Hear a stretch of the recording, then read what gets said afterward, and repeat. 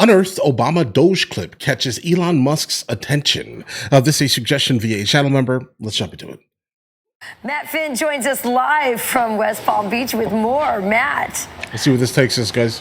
Good morning, guys. So that shutdown was avoided late yesterday, and President Trump carried on with his plans to spend the weekend here at Mar-a-Lago, arriving at about 8 p.m. last night. President Trump and Republicans, of course, doing a victory lap, showing unity with their budget victory, but it drove Democrats apart. Some Democratic House leaders, like Minority Leader Hakeem Jeffries, slammed the spending bill as partisan, to be expected. And Jeffries refused to answer a reporter's question yesterday about whether he has lost faith in Senate Minority Leader Chuck Schumer, who was among 9 other Democrats who voted to approve the spending bill. Our caucus members have 2 bad choices. Different senators will come down on different sides of the question. Absolutely. But that does not mean that any Senate Democrat supports a shutdown. Whatever the outcome, our caucus will be united in our determination to continue the long-term fight to stop Donald Trump's dangerous war on our democracy and on America's working families. Yeah, guys, he seems a little delusional because there are definitely multiples that are trying to shut things down. There are multiple interviews that are basically available to see currently at this time. He seems to be just blind in this instance. So Schumer was among 9 other Democrats who voted to block the filibuster and advance the Republican spending bill.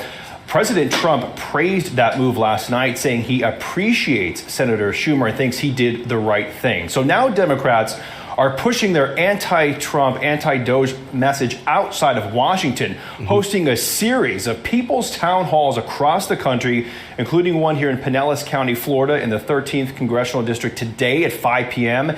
And Kamala Harris's former VP pick, Minnesota Governor Tim Walz, is hosting a town hall today with Nebraska Democrats in Omaha. Now, the White House does not have anything publicly announced for President Trump's schedule today. We will keep you updated on any movement here at Mar-a-Lago. Back to you guys in New York. All right, let's jump into it. Thanks, Matt Finn. Thanks, Matt. So, you know, this is such a great showdown between Hurricane Sandy and Chuck Schumer. And I think it's going to probably get very real. And I think it's important to remember that, of course, the way AOC came on the scene in the first place was by taking out the number 3 sitting Democrat in the House. She's good at taking out old white guys. Yeah, she's got a knack for it. Yeah, who've been there for a long time. And a thirst for that spot. You know, Charlie, it's interesting. I was just down in her district yesterday, down in the Bronx, shooting some stuff for Fox Noticias, and her constituents don't know who she is. People barely knew who she was. Those who did know who she was in her own district had never seen her before. So it's interesting how she can fail up. I actually think this showdown is fascinating. It's generational. Yep. And absolutely, that woman should never be underestimated. It shows you just how different the party is, even without Nancy Pelosi. I can remember several of these showdowns where no matter who was in charge, Republicans were blamed.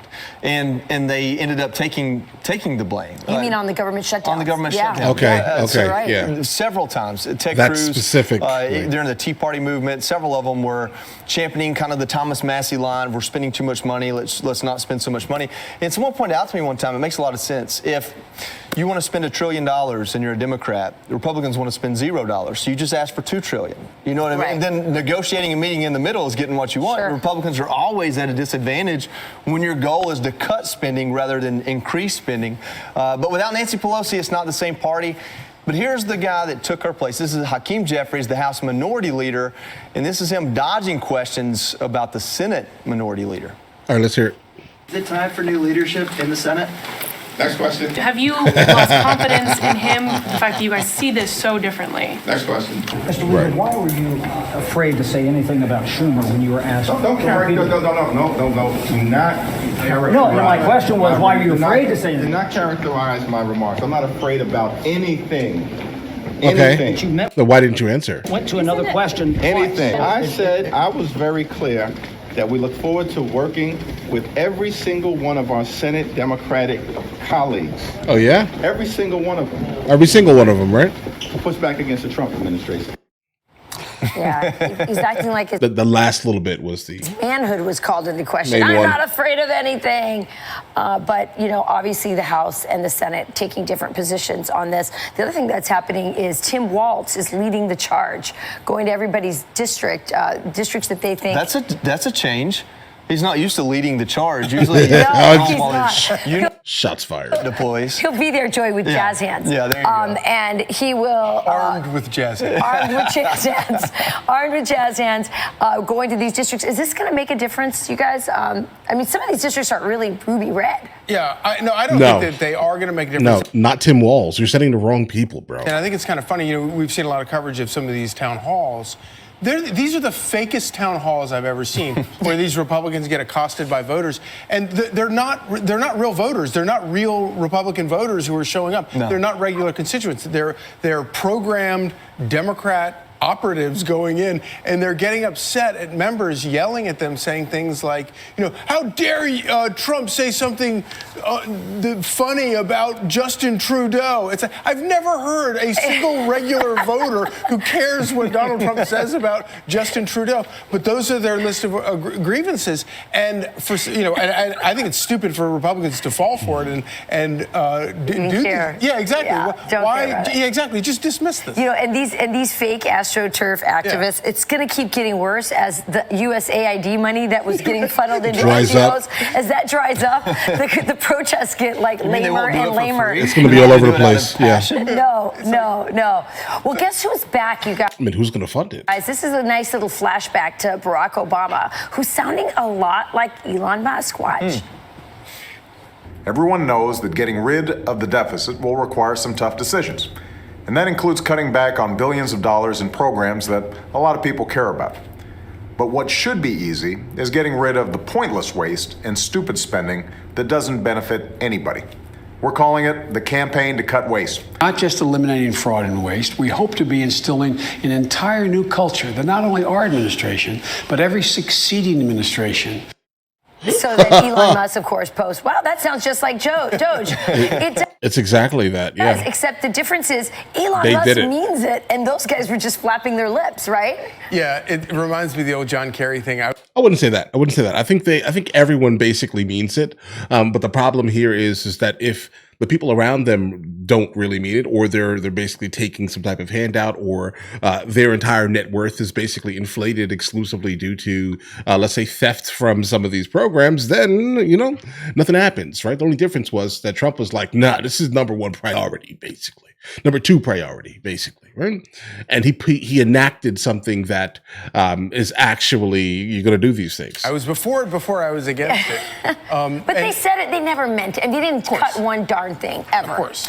Well, they did cut a website called Fiddling Foresters. I did see that. So I think it was like a $600 a year website. And Obama, in one of his commercials, talked about the Fiddling Foresters and how we shouldn't be paying for that. I tend to agree, but I kind of like the Fiddling Foresters more than I do the trans mice in Siberia or whatever the other programs were. Transitioning kids in Guatemala. I can take some Fiddling Foresters. I like the fiddle, Hey, it it's seemed cheaper. pretty benign back then, right? And under Elon and Trump, it'd have to be the Fiddling Forester because they got rid of all the others. Yeah. Or forest person.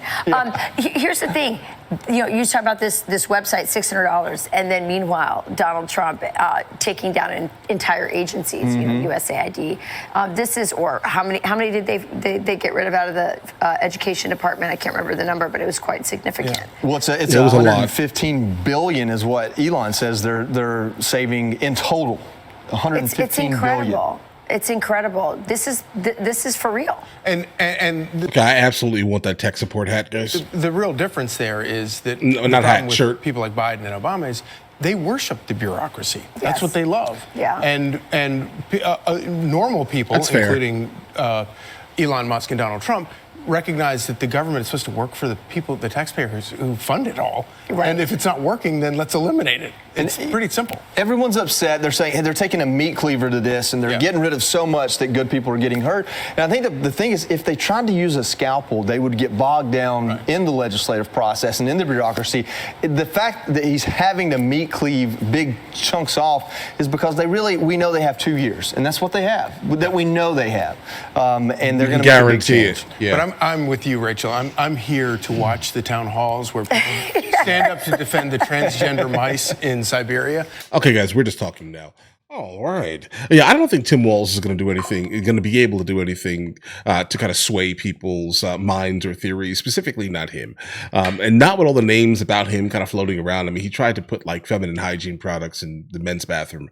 I just don't see the overall value in that. I mean, unless it's for, I have a daughter that's of the age of needing that, and you're a single father, but then why wouldn't your daughter just be able to go? Guys, I don't know how that would work, but it just doesn't make any sense. We don't need them, right? But I also would not specifically campaign on it or think that that's a big enough thing for me to strongly detest someone about, if that makes any sense here. I just don't think that he's just good enough, right? Not at all. Like, if you're looking to bring men back to the Democrat Party, he's not the one to choose. Right. Like, I'm thinking about all like the 4 guys who they're trying to like throw at the Democrats right now.